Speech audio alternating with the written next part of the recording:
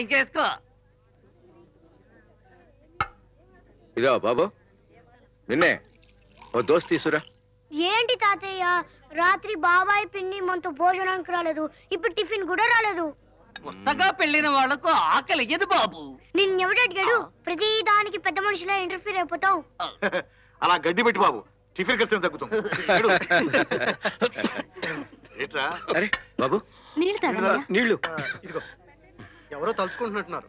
ఏమన్నయ్యా, నీకంత ఘాటుగా పొలమారిందంటే నిన్నెవరో అంత బాగా తలుచుకుంటున్నారన్నమాట.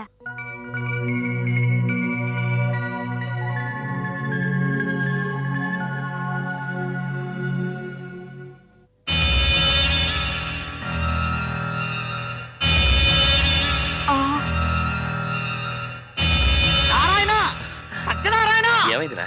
గుళ్ళో దేవుడు కళ్ళల్లోకొచ్చి సాకిచ్చాడు.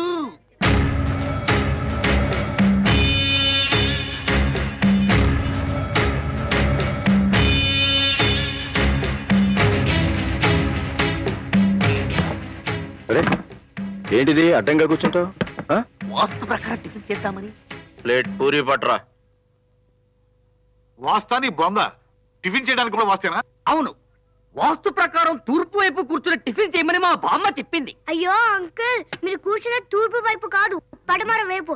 కావాలంటే చూడండి, సూర్యుడు పడమరకు వస్తున్నాడు. I know it. సూర్యుడు ఎటువైపు ఉంటే అటే తూర్పని మా బామ్మ చెప్పింది.